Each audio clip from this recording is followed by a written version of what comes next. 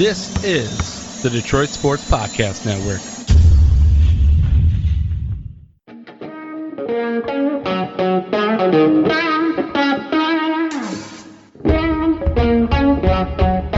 The biggest icon in podcasting.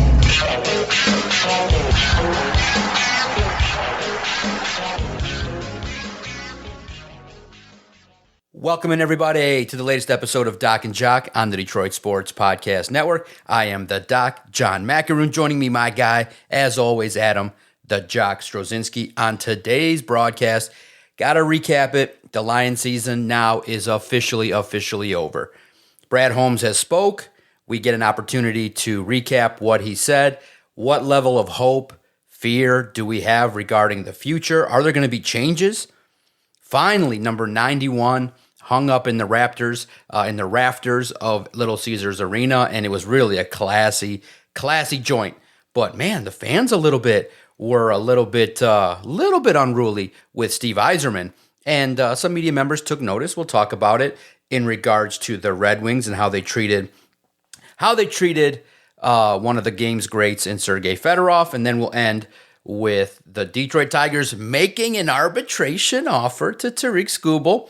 Was it fair? Is it something where they just went low because they knew that Tarik Skubal would go high, and then a major free agent goes to the NL, but unfortunately the Tigers not involved? So much to get into, because I know you're a big hockey guy. It's been a long time coming. It's 2026, and Sergei Fedorov now back in the fold, comes back to town, and it's really cool. He's going to be involved in a Red Wings podcast. He's been interviewed already. He made some rounds, media sessions, and it's really cool to see because it just brings back great memories of the time when the Wings were in their heyday. And him, Yzerman, Shanahan, Chelios, when you think about that group in the late 90s, early 2000s, eventually the Red Wings won 4 Stanley Cups. It was just a reminder of a great era. And look, there were some hard feelings regarding, the business side of hockey and him taking a massive deal to go to Carolina. I thought it was great that they played Carolina, and then Sergei's like, well,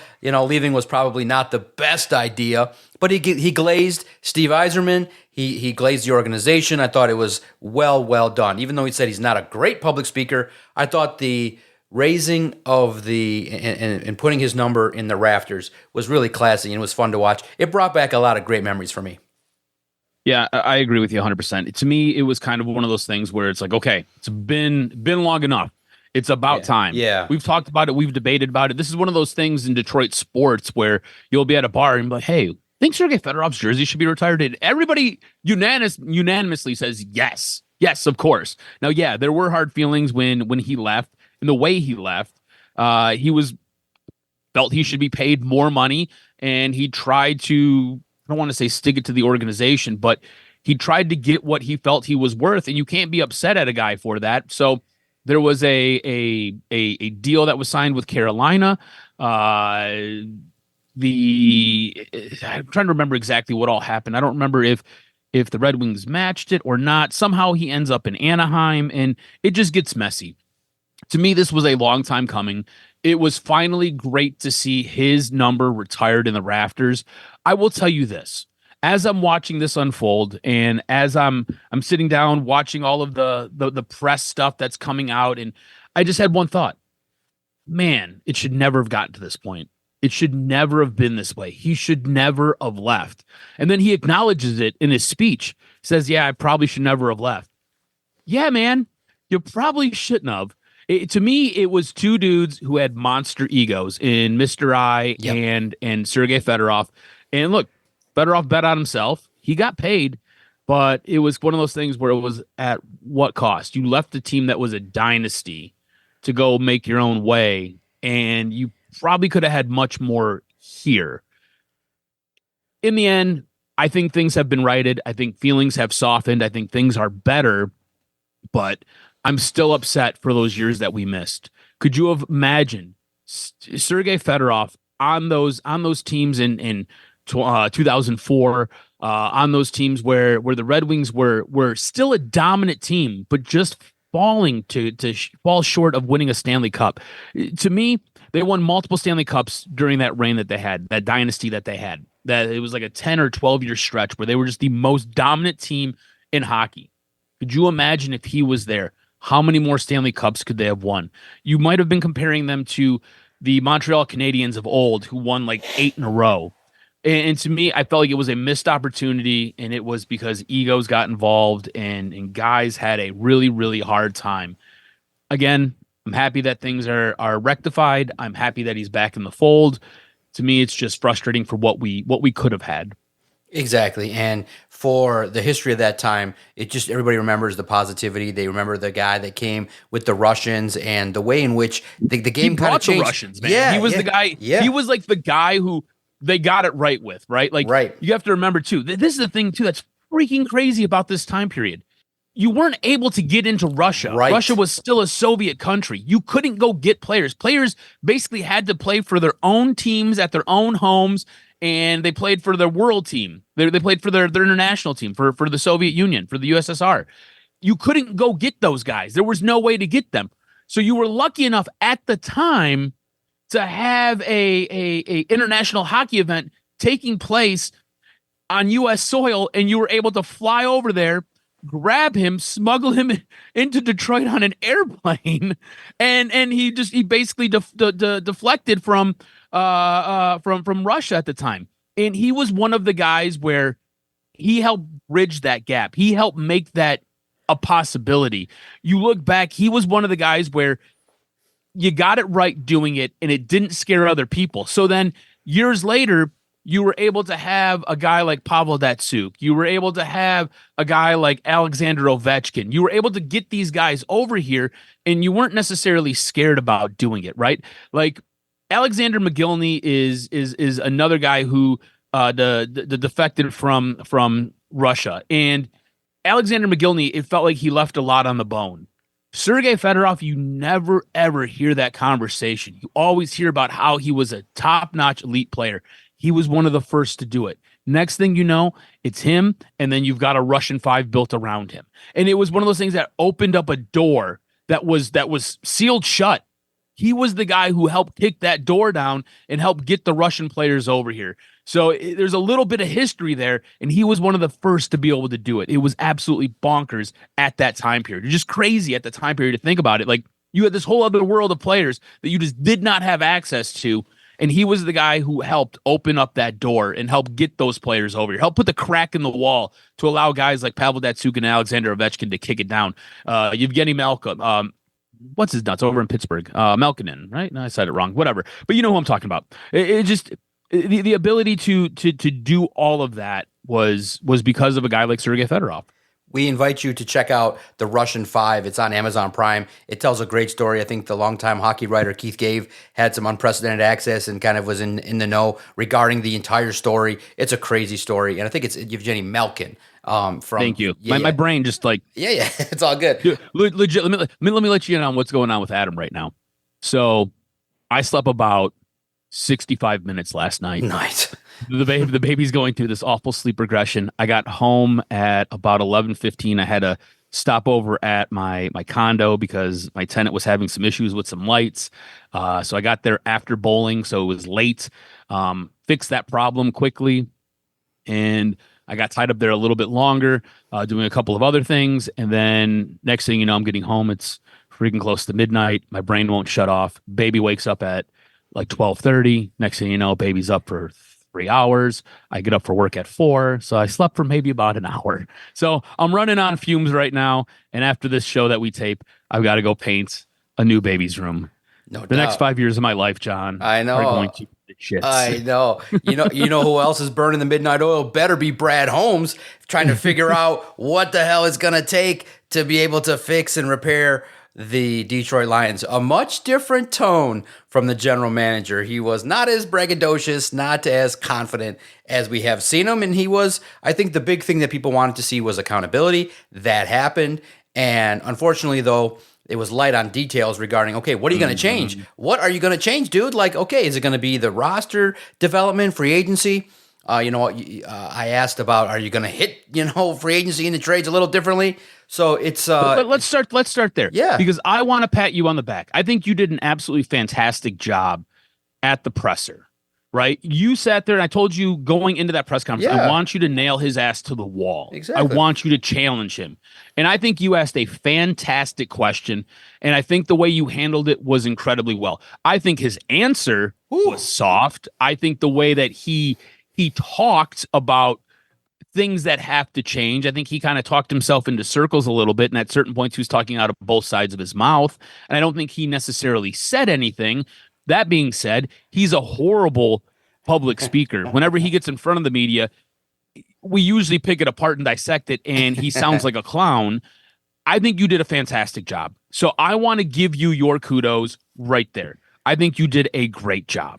I think the question you asked, the detail that you asked the question, I thought you did a fantastic job. No doubt. All that being said, I want to get your take because you were in the room. Yes, sir. You were there. You sat through the entire thing, and you basically had to take notes on all of his wet water answers. How is the press conference sitting with you a week later? Because for me, I'm still you can tell, I'm still a little bit fired up about it. I'm still a little irritated by it because, like you said, we wanted accountability. We kind of got that. We wanted a bit of an acknowledgement that, hey, I screwed this up and this is how it's going to change. I don't think we got that. I think we got a little bit of these things are still going well. We'd still be a really good team if injuries didn't happen.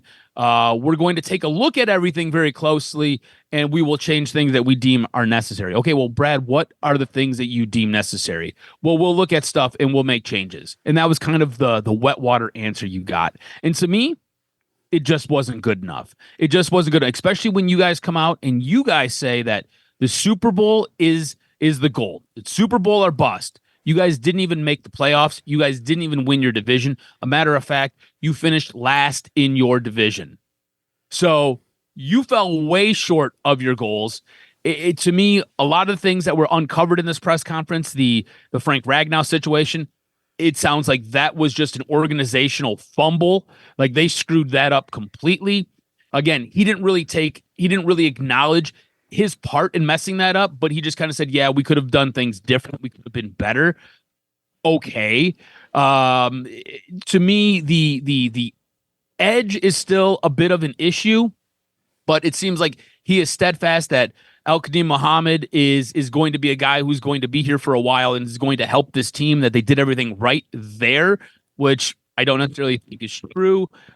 Me and you have gone back and forth about the defensive line needing to be retooled.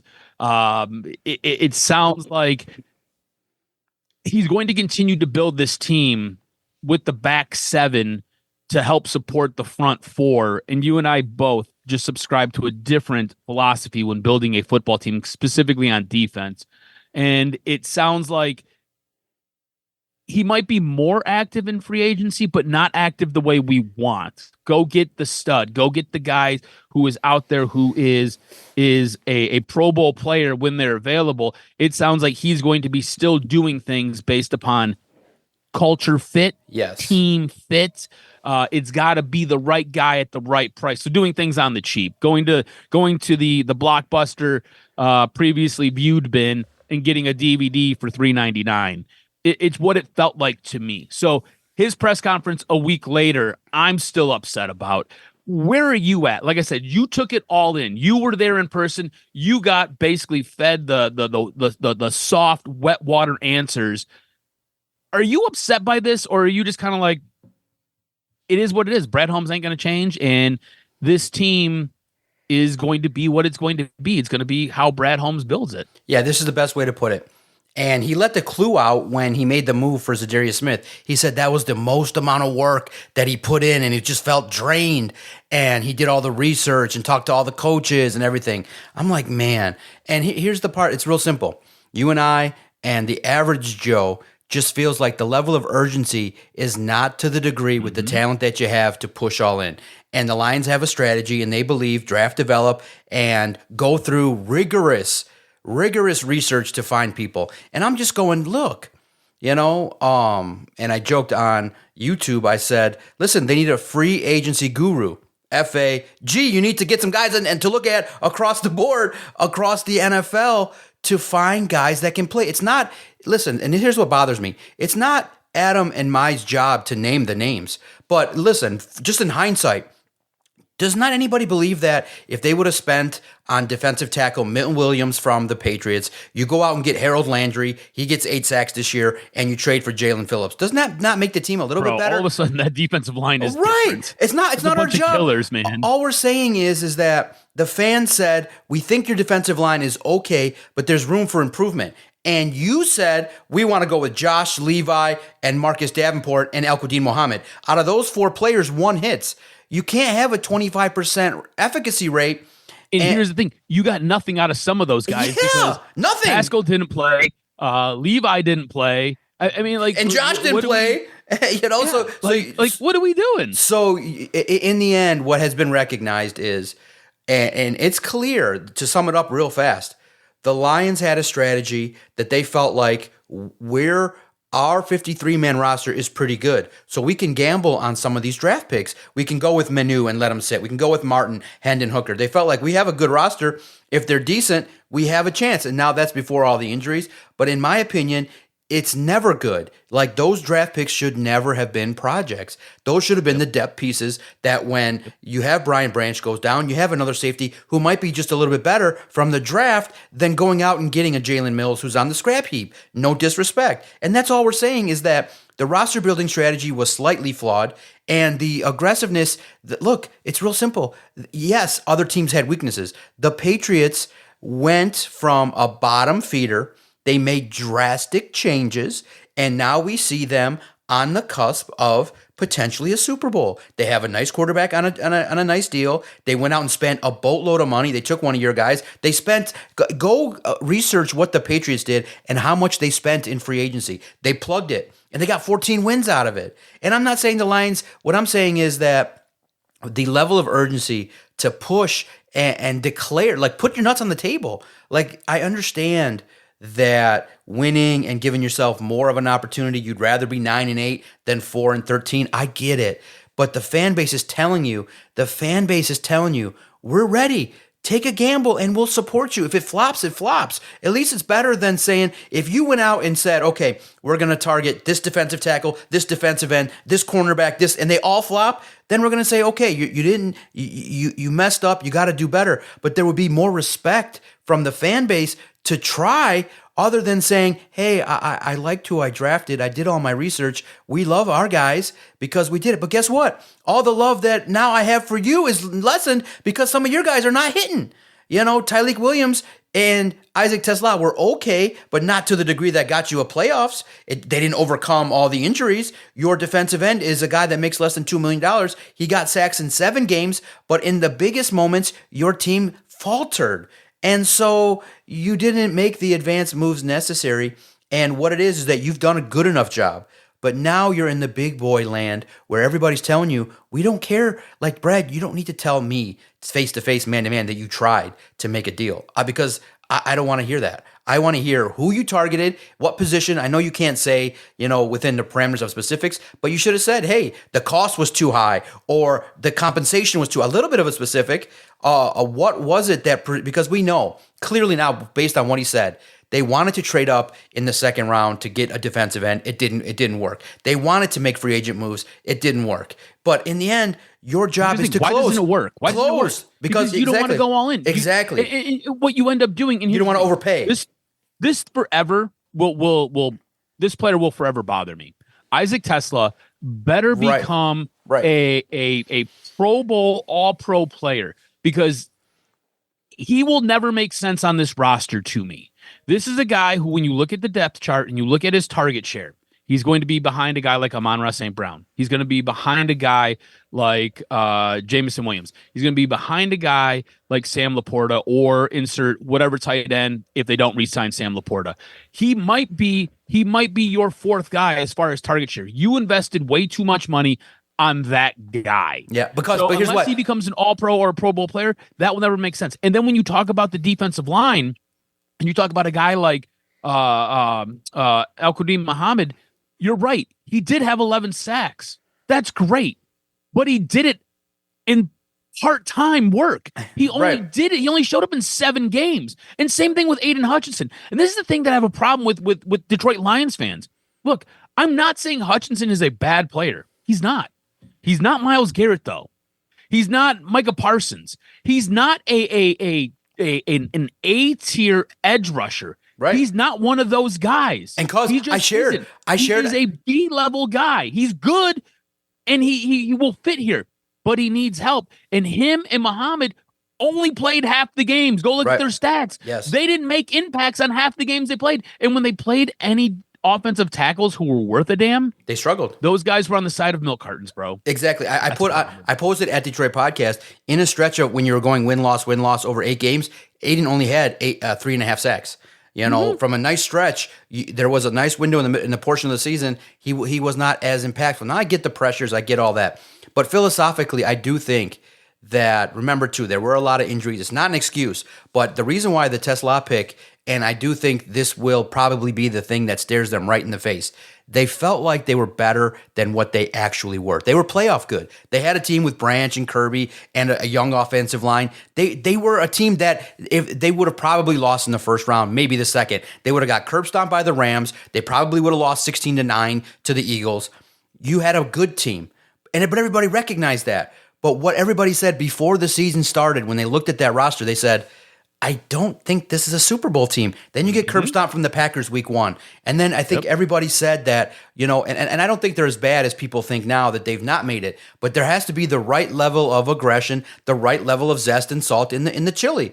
And he's like, I don't like it. I like bland chili. And we're like, dude, it has no flavor. Add a little bit more. We need some peppers, bro. We need some peppers. We need a little bit of spice. We don't need 5-alarm, 2 million millicubes of heat. No, we just need a little bit of heat so that it adds something. That's all the disconnect is that the fan base correctly clamored for more. And then when you didn't make a move at the deadline, that was just terrible because, you know, the Eagles were able to make moves. They got to the playoffs. They won a division. And guys, I'm not going to sit here and laugh at the Eagles for losing in the playoffs. They already won a Super Bowl. So don't worry about the teams that lose. Look at the teams that win. They make moves. They have a mobile quarterback. Making monster changes to their roster. Yeah. They're going in there like, no, we got to tear a lot of this down and redo it. So like that's an organization that gets it. Exactly. I wanted to ask you this question. After watching this weekend with Super Wild Card Weekend, do you feel like the Lions are closer or further away from being a Super Bowl team?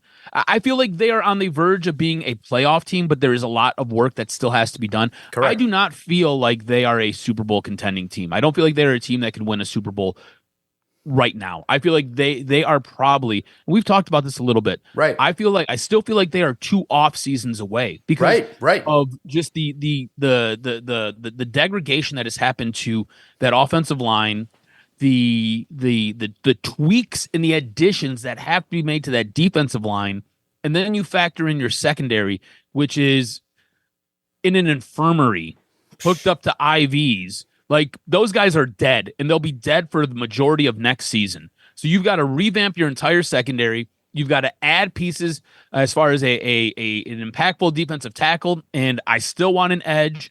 I feel like your linebacking core is good, but like you got pieces at the front and the back end of that defense that need to be tweaked, and your offensive line needs to be adjusted. And when you look at the cap space and when you look at their draft capital, I don't feel like they have enough to do that in one offseason. I feel like they're going to have to make big moves this year, and they're going to have to make more moves next year to get to that level where they're a Super Bowl contender.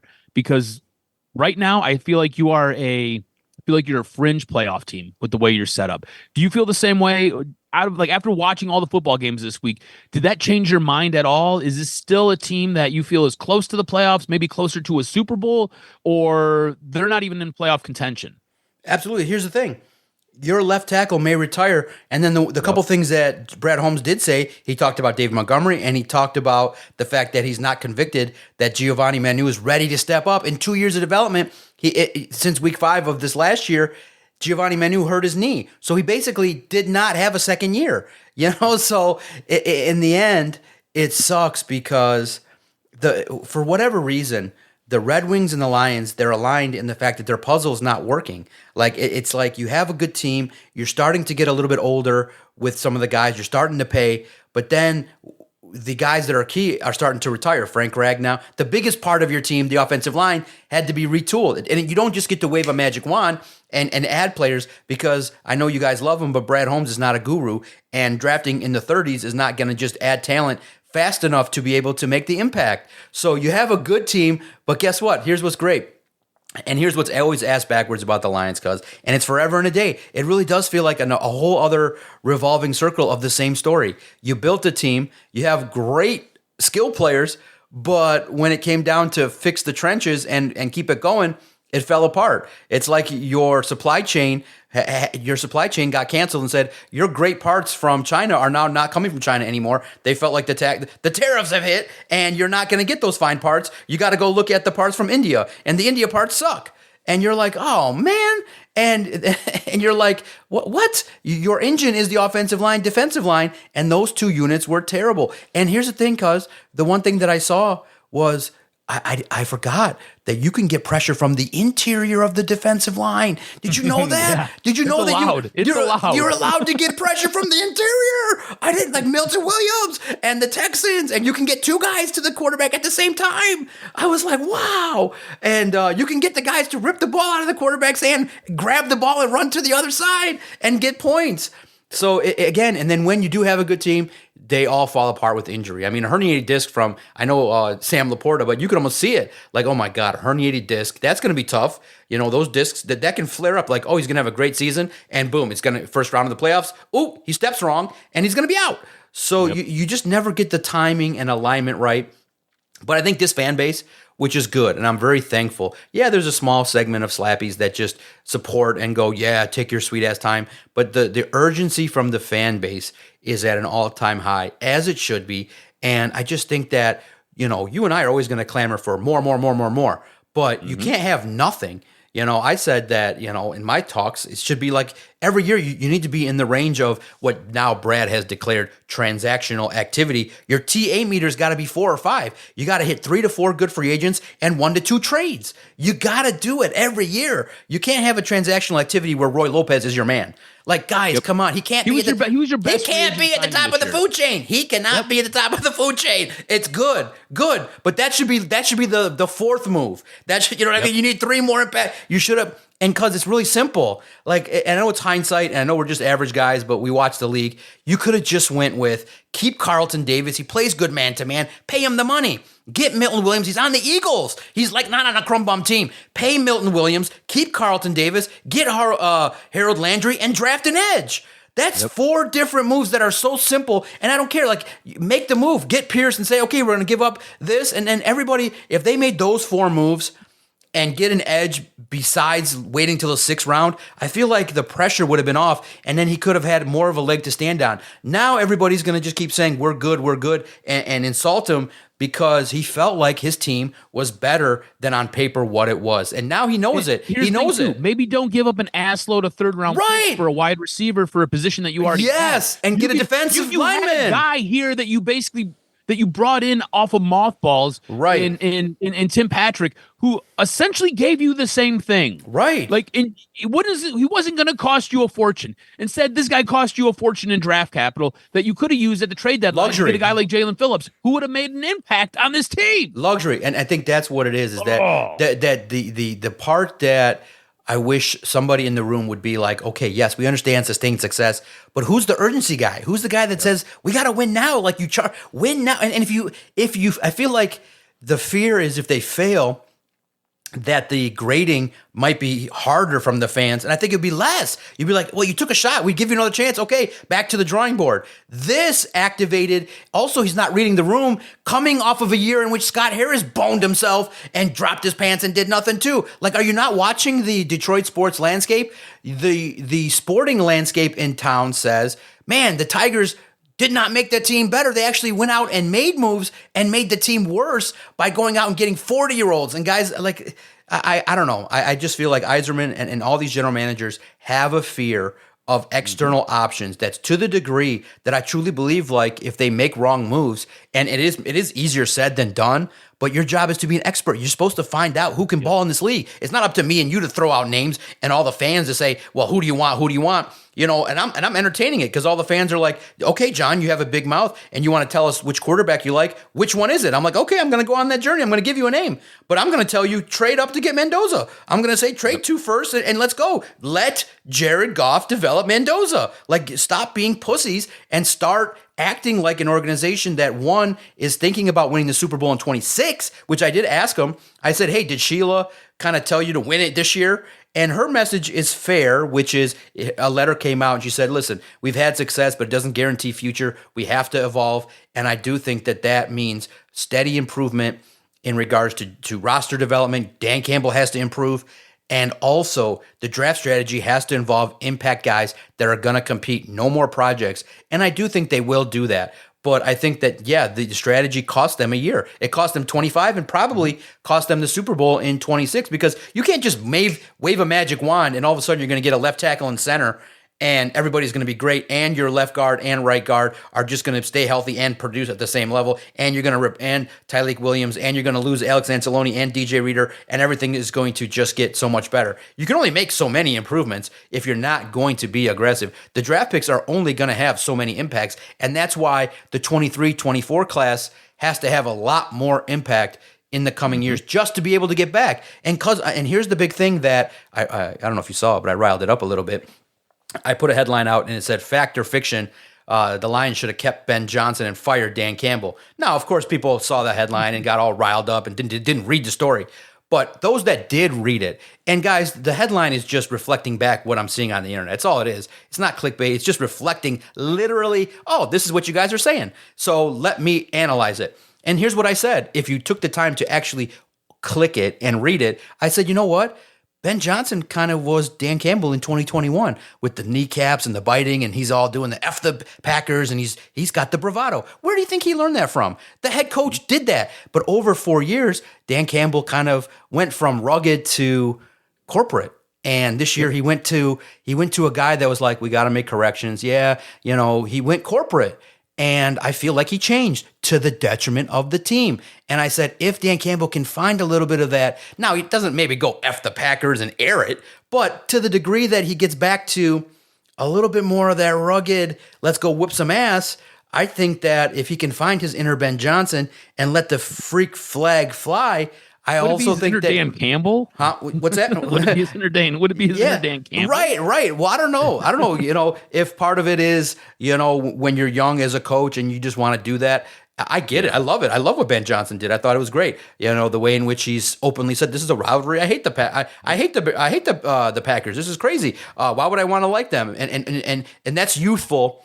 That's youthful first year coaching. I like it, and I do think that sparked a team. And for a team that's done nothing. And I do think Ben Johnson eventually will morph into the Patricia Belichick, kind of like Dan Campbell. Listen, there's money involved, and you got to be corporate, and there's, your ownership's telling you like, okay, Dan, it's cute, but kind of grow up a little bit. You're damn near 50. Tone it down. Yeah, you're not going to do the DX chop in your 50s, but I get it. But to the degree, metaphorically, I think Dan Campbell, his message didn't resonate this year. His coaching didn't resonate. The mistakes that were made kept getting made. And I do think that the decisions that were made in the field and the schemes that were made, and also too, I think Dan Campbell's biggest cross to bear when he sits down at the table is like, man, I shouldn't have went with Kelvin Shepard and John Morton. What the fuck am I thinking? I like what you're bringing up here. I think that makes for a really interesting question. Yeah. Who do you blame the failures of this season on more? Right. Do you blame it on Brad Holmes or do you blame it on Dan Campbell? Because Dan Campbell plays a part in this too. Yep. I lean more towards Brad Holmes, but at this moment in time, I've got a nasty vendetta out because of what he's done. But you're laying out an absolutely great point on all Dan the Campbell messed up. Dan Campbell is responsible for. So who do you blame more? I put it out at Detroit Podcast because people were like, God, you're so negative. I said, no, I'm not. Win, I'm happy. Lose, I'm not. What are you happy for? Yeah. What are you happy for? You're watching the playoffs. Doesn't any part of your little competitive bone say, God, this sucks, we're not in it? Like, spare me the bullshit and your positive police. Spare me that, man. We're winners here. Win and I praise you. Lose and play like garbage and do organizationally stupid things. Yeah. I'm going to criticize you and hit you with a steel chair repeatedly. It's a simple philosophy, and I think that people who have a competitive bone that are in that manner would think that way. Some people are just like, I support the team and I want to clap from afar and have a beer. Others are competitive and have some level of competitive juices in their body and go, damn, I hate losing. And so I looked at it and I said 40% roster building, 40% coaching, and that's the coordinators and da-da-da-da, 15% injuries and 5% ownership because they just keep tolerating the same thing over and over and over. They don't push. They don't publicly say, just go win or you're getting fired. Like, say something. So I looked at it 40, exactly equal. Brad Holmes didn't put the roster in the right position with enough depth from the draft and taking too many chances. Dan Campbell made a big mistake by hiring inexperienced coordinators, and now you're firing your second offensive coordinator, and it makes it for a big deal. So it's exactly 40-40, 15% the injuries, because look, the 49ers are able to win because they got Robert Saleh and Kyle Shanahan. They lost their tight end. They lost Fred Warner. They lost their draft pick. They lost their star defensive end, and they're still winning games. What does that mean? That means coaching is at an all-time level. The roster's in a good spot with John Lynch in the manner in which depth guys, like a Kendricks, where did Kendricks come from? He wasn't homegrown. Go open your eyes and read where Kendricks came from, and you'll find out he made the game-winning play.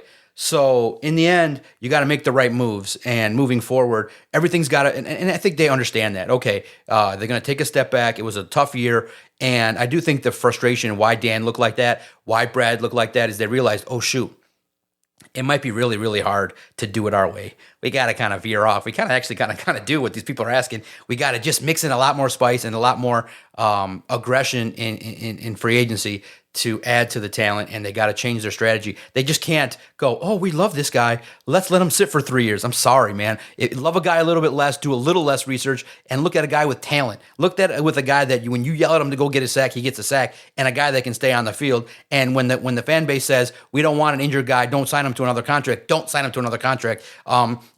Err on the side of, you know what? It didn't work out here with injuries. If we think he has a chance to contribute, but there's an injury risk, sorry, it's just not going to work out here. Do it somewhere else. Take the risk somewhere else and find guys that are going to be contributors and don't have a history of injury. So that will turn things around. And I do think that that's what's going to happen. They've realized, listen, cuz when you first start to make changes in your life and you start to get that acceptance, that first couple days of realizing, oh shit, things should have been differently, you start to have an awakening. And there's a little bit of a mourning period of, oh shit, we didn't do it right. And wake yourself up, pick yourself up, understand draft and develop is cute. And it's actually, we give you an applause. Draft and develop got you relevant. We applaud that. We love that. But now you got to round it out with the proper evaluation across the league. You got to find, your job is not to listen to podcasters give you names. Your job is to say, we need guys. We need ballers. Get me a baller. And take a chance on these free agent ballers that are not drafted and not within your organization. Find free agents that have to come in here and contribute. Find your Roy Lopez, but a better version at different positions. And let's see if they can repair their evaluations at cornerback. If they probably need to hire some new scouts, and they need to find a free agent guru to be able to find these players like a Milton Williams that can come in and fit your system. Or I don't care what your system is, fit the guy's talent. The guy is talented and seems to be making plays at the right time. Find guys that are going to raise to the level of productivity at the right time. And if they do, then I think they can make a run in 26. The schedule lines up. I think there's a better opportunity. But getting to the Super Bowl, because it's like a dream scenario, you got to have a lot go right. Luck-wise, you got to get lucky in these games. You got to have a home game. You got to make sure your kicker's on point. You got to make sure the refs are on your side too. It's a lot that's going to go into it. But now we're going to start to evaluate. At least step one, I think acceptance has been hit that this football team has to take a Super Bowl mentality of acquiring talent. Now, before we get out of here, what was your reaction to the Tigers now going to arbitration? Probably they hit arbitration numbers with most of their players except Tarik Skubal, and they said, how about $19 million, which is really, in the grand scheme of things, when you hear this, cuz they wanted to pay a two-time Cy Young winner $4 million than Alex Cobb, who can't do a hip flexor right now. And Tarik Skubal was like, okay, his cap's like 19. How about 32? And I do think the right number is right in the middle. I think it's fair. I think the number's 25.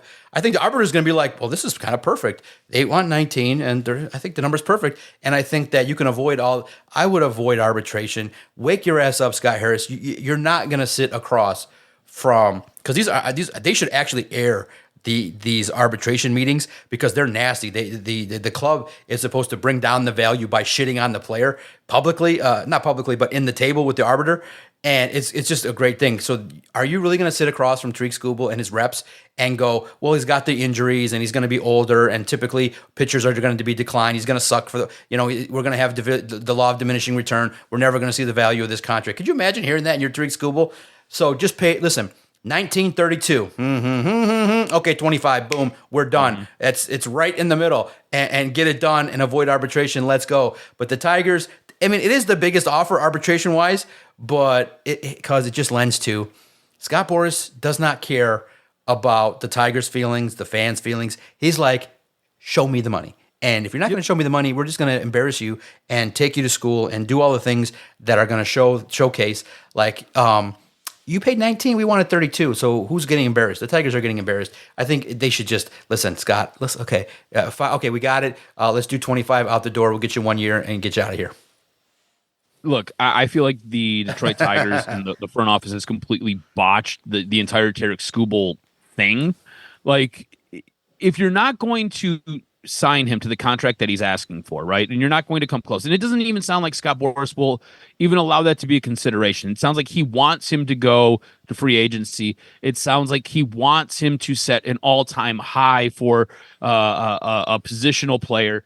It sounds like he wants him to do all of these things. So it doesn't even sound like they're entertaining an offer from Detroit right now. But what it also feels like is it feels like every time Detroit offers something, it's incredibly low. It's incredibly distasteful. It just doesn't seem to be anywhere near anything that they would consider. Like, you know what they're looking for, yet you keep showing up. It'd be like me telling you, hey, John, you owe me $25, and you keep trying to offer me $6.50. Right. Here's $7.85. And I'm like, no, bro, you owe me $25. It's what it feels like. It feels like they're constantly coming in and like, oh, we're poor. Here's a little bit of money. Take this. It'll be great. You have screwed this up royally. You should have, if you weren't going to sign him, you should have traded him, and you should have got a king's ransom last year, 2 years ago even. Now you're in this spot where you need to make things right, and you essentially need to go all in this year if you're planning to win with him, because they've done nothing to really build around him. They're telling you, Scott Harris is coming out and telling you, hey, the team's going to be the same, but it's going to be different. Huh? How does that work? You think that everybody's going to take monumental steps forward? We all know that progression isn't linear. It doesn't work that way. So the organization feels one way. Tarik Skubal and his agent want something else. So now we're here. So now you're going to go to arbitration. And yes, I understand that they offered him $19 million, which is the highest offer for a player ever. I get it. And what they're asking for is they're asking for $1 million more than has ever been granted in arbitration. Do people really understand what happens at arbitration? Because I don't think they do. What happens is the Tigers in the front office go into a room along with a mediator, and Tarik Skubal and his agent go into a room. And then essentially what happens is the Tigers have to bash Tarik Skubal and show why he's only worth the $19 million that they offered, while the agent is going to say, hey, look, what they're saying is false and inaccurate. This guy's a 2-time Cy Young winner. This guy has done this. This guy has done that. This guy has done this and that. And you can compare it to a guy like, I don't know, checks record books, Clayton Kershaw. So we feel that he is entitled to this. And this is the thing. When the arbiter rules, if he sides with Tarik Skubal, how I've already talked about how they haven't done anything to build around him for this season, you can't go out and you can't sign other guys to free agency. Like you're done. After that, your free agent negotiation rights are stripped. You lose those. So what needs to happen here is these two need to come together. They need to come to a middle ground, and they need to settle this before it gets to that point. Because I feel like if the Tigers go in there and they basically defame Tarik Skubal, I get it's business, and I think he gets its business. That's not a good look. You know what I'm saying? To me, it feels like the guy who has been your best player has been a guy who has really surprised. This was a guy who was just kind of a random draft pick. And he was supposed to be Casey Mize's third option for pitcher, maybe Casey Mize's Robin. And instead, he's fucking Batman.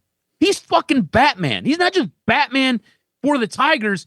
He's Batman in the entire American League. He's fucking Batman in all of Major League Baseball. You've got the best fucking pitcher in baseball, yet you continue to disrespect him at every turn. Right. Look, why would you ever want to come here? It makes no sense to me. At some point, they've got to figure this out. And I feel like the Detroit Tigers have screwed this up royally. I feel like when this is all said and done, he's going to end up leaving. You're going to end up with nothing. And it is going to be worst case scenario for the Detroit Tigers. I feel like Scott Harris and his hubris has gotten in the way of this entire deal. And I think it's messy.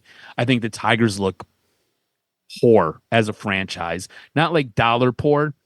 They do look that, but I think they look so small. They look like they are this. Look, you have to realize too, the Detroit Tigers operate in a market that is top 12 in all of Major League Baseball, maybe top 10. I don't know. I have to go back and look, but this isn't like it's a poor franchise that's dying on a vine. This is one of the best franchises in all of baseball, yet they operate like they live in Paducah, Kansas, and they are the smallest market team ever. If any of you have ever watched the television series Brockmire, it's on Netflix right now. I recommend you go watch it. It's absolutely hilarious and it's fantastic. But you operate like Amanda Pete's team. You operate like the team that Brockmire has to go do his announcing at. You operate like a team that is essentially getting 3 people through the turnstiles every single week. That's not the case. Not the case. And it's been shown. If you put a team out there, you put a World Series contending team out there, not a playoff contending team, a World Series contending team, a team that is serious about winning, the fans show up. When Dave Dombrowski was here and Mike Ilitch was here, you were regularly getting 300 million people through the turnstiles. They would have a day, approximately 10 games before the season ended, where they would celebrate that number. Like, that's nuts. That's how important baseball is to this town. Yet you operate like it's a complete afterthought. You operate like it goes Detroit Lions, Red Wings, Pistons, insert college football team, whether it be Michigan, Michigan State, hell, even Fresno State. They freaking won another natty. And then college basketball, insert Michigan, Michigan State here, insert DCFC, insert local high school team, and then the Detroit Tigers. That's not how it operates, man. Right. It is essentially Detroit Lions, Detroit Tigers. It's like 1A, 1B. Like, that's what it is. Right. You got to operate like big boys. Let's go. Finally, operate like big boys, and we'll see. But guess what? Unfortunately, there's it's always follow the money. I don't know if you've heard, but it would appear that FanDuel Network is not paying their bills, and so some of that television dollar is not coming in, and so basically, Mr. Ilitch is like, I got to come out of my own pocket. What? We have a bad television partner, and so we got to kind of wait until we get some money, or we figure it out, or wait for Major League Baseball to run a network to give them some money. So that's just how it always goes. But it's unfortunate because you start to see other teams start to build, and they get the guys, and you're not even in the mix of Bo Bichette. You're cuz congratulations, we got a guy that didn't pitch last year, and they keep signing those guys. Yay! Like, you can't even. Dude, that's less than a buzz. You paid a guy $50 million to sit at home last year. Hey, like, right. What the fuck? And they signed another pitcher. What are we talking about? Signing pitchers that did not pitch in the calendar. Like, can we start with, can you sign guys that pitched in the calendar year 2024? Don't announce it. Don't announce it. Just say, we just added this guy. Don't do no presser. Just say, hey, he just showed up here. Do you realize Alex Cobb threw the same amount of major league innings as you and I, yet he got paid $15 million for it? That's like, could you imagine if you are him, you're like, they actually paid me. I'm like, how the hell did you get that? Could you imagine you're trying to I can't do it. It's just out of my realm. Oh, my hip hurts. I woke up and all of a sudden my hip blew up, and that money still comes. And football players, they sniff an injury and they get cut, and all their money goes away. It's a sick world, and so make sure that congrats, your little one ends up playing a sport that gets what we call guaranteed dollars, and not football, because it's a sick sport, and it's a crazy situation in which the athletes are not treated as well as possible. And to your point, Tarik Skubal is probably sitting there going, what does a guy got to do to get paid around here? Bro, what's the guy got to do to get some freaking respect around here? He's only won you 2 Cy Youngs. Exactly, my God. He's only got you into 2 playoff series where you've advanced. Break him off. He's only asking for a little bit of help. And that's all. And the best pitcher in baseball is making 40. He's like, I'm giving you a discount. And they're like, we need more. We need more of a discount. We need more money. Can we do a little bit more? We can't pay you that. We need more. I would pay to see what Scott Harris says in the arbitration meeting, what he would say. He would say it. And these arbitration meetings are nasty. I would love to see it. I would love absolutely to see it. Make sure you follow Adam on X. It's a good follow at Adam RSTROZ. Follow us at Detroit Podcast as we continue to figure out what the hell's going on. Pistons are still dominating. Red Wings are at the top of the East. So this is good in the coming weeks. Next week, I had something lined up for this week, but there was just so much for us to get to. Next week, we've got a pretty good question. I've already got it set up on the rundown for next week. Yes. What local team has surprised you the most recently? Pistons killing it. Red Wings killing it. Michigan State killing it. We've got a whole lot. Look, it feels like we've flipped and we've turned a corner. Remember when we used to talk about how the Detroit sports scene sucked ass? Not no more. Feels like we're on the come up, baby. Yes. Feels like we're on the come up. Yes, and now it's about talent acquisition and being a little bit willing to go outside your comfort zone. Let's see who evolves first. Who adapts? Who evolves? We'll give our meter, and we'll talk about the other teams in the next episode of Doc and Jock, which is featured on the Detroit Sports Podcast Network.